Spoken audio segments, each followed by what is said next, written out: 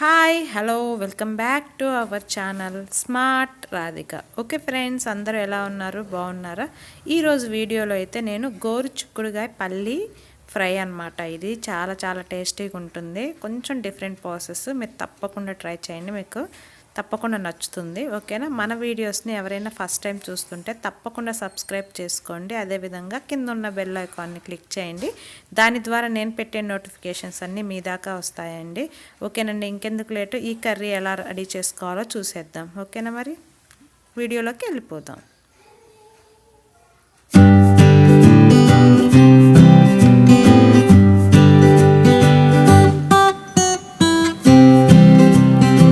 Okay friends, ముందుగా అయితే మనం ఒక ప్యాన్ తీసుకొని దానిలో ఒక 3 టేబుల్ స్పూన్స్ పల్లీలు అనేది వేస్తున్నానండి. ఈ పల్లీలు మంచిగా కలర్ వచ్చేటట్టు మనం వేపుకోవాలి. ఈ కర్రీ అనేది మనకి ఫుల్ ప్రోటీన్ అండ్ పీచు పదార్థాలు అన్నీ సమతుల్యంగా ఉంటుందండి. ఇది కనుక మనం డైలీ ఇంక్లూడ్ చేసుకుంటే హెల్తీగా కూడా ఉంటాము. పల్లీల్లో ప్రోటీన్ వస్తుంది, మనకి గోరుచిక్కుడుకాయలో బాగా పీచు పదార్థం అనేది ఎక్కువ ఉంటుంది కదా, మంచిగా ఉంటుంది. సో ఇలా వేగిన తర్వాత మనం కొన్ని పప్పులు అనేది పక్కన పెట్టుకుంటున్నాను. సో ఇలా పక్కన పెట్టుకొని ఈ పల్లీల్లోనే ఇప్పుడు నేను ఎండుమిర్చి వేస్తున్నాను. మన కర్రీకి ఎంత కారం అయితే సరిపోతుందో దానికి చూసుకొని ఎండుమిర్చి వేసుకోవాలి.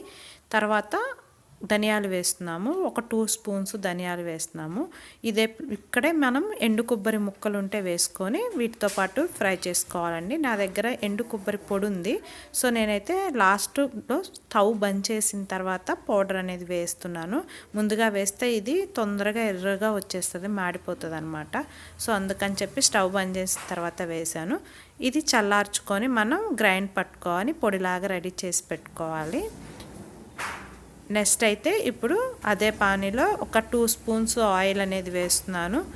ఆయిల్లో మనం ఆవాలు జీలకర్ర వేసి బాగా వేగనివ్వాలి.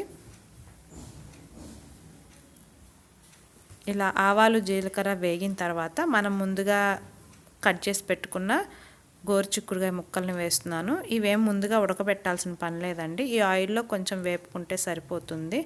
సో ఇలా వేసుకున్న గోరుచిక్కుల్లో మనం కరివేపాకు వేసుకోవాలి. తర్వాత పసుపు ఉప్పు కూడా వేసుకొని మగ్గబెట్టాలన్నమాట. సో పసుపు ఉప్పు వేయటం వల్ల తొందరగా మగ్గుతుంది కదా, అందుకోసం. సో ఈ కర్రీని తప్పకుండా ట్రై చేయండి. మంచి ప్రోటీన్, మనకి పీచు పదార్థం అన్నీ సమతుల్యంగా వస్తుందండి. టేస్ట్ కూడా చాలా చాలా బాగుంటుంది. తప్పకుండా ట్రై చేయండి. ఓకే, ఇప్పుడైతే సాల్ట్ పసుపు వేసేసాం కదా, చక్కగా ఇంకా ఇది కలుపుకొని మూత పెట్టి మగ్గనివ్వాలి. సో ఇది ఒక 10 మినిట్స్ మనకి మీడియం ఫ్లేమ్లో మగ్గనివ్వండి. మగ్గనిచ్చిన తర్వాత నెక్స్ట్ అయితే చూసారు కదా, ఇలా 10 మినిట్స్ అయితే మగ్గిపోయింది. ఇప్పుడు దీనిలో మనం ఆనియన్స్ అండ్ పచ్చిమిర్చి యాడ్ చేసుకోవాలి.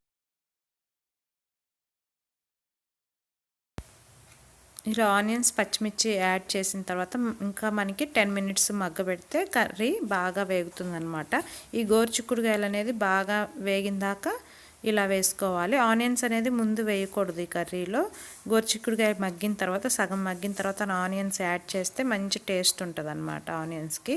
తర్వాత మనం ఒక చిన్న స్పూను అల్లం వెల్లుల్లి పేస్ట్ వేస్తున్నాము. సో ఇది కూడా వేసుకొని మొత్తం కలిపేసి మగ్గనివ్వాలి. చూస్తున్నారు కదా, ఇంకా ఇప్పుడు మూత పెట్టేసేసుకుందాము. మూత పెట్టేసి దీన్ని మగ్గనిద్దాం పూర్తిగా. సో ఇలా ఫ్రై అయింది కదా, మనకి కర్రీ అయితే వేగిపోయిందండి శుభ్రంగా. ఇప్పుడు దీనిలో మనం ముందుగా రెడీ చేసుకున్న పౌడర్ని వేస్తున్నాము. ఈ పౌడర్ వేసుకొని ఒక 2 మినిట్స్ అనేది మనం చిన్నగా కలుపుకుంటూ ఉంటే వేడికి మగ్గిపోతుంది. ఎక్కువ అవసరం లేదండి, ఒక 2 మినిట్స్ సరిపోతుంది మీడియం ఫ్లేమ్లో. సో కర్రీ చపాతీలోకి బాగుంటుంది, రైస్లోకి బాగుంటుంది. తప్పకుండా ట్రై చేయండి. ఎప్పుడు చేసుకునే పద్ధతి కాకుండా ఇలా డిఫరెంట్గా కూడా చేసుకుంటే టేస్ట్లు బాగుంటాయి.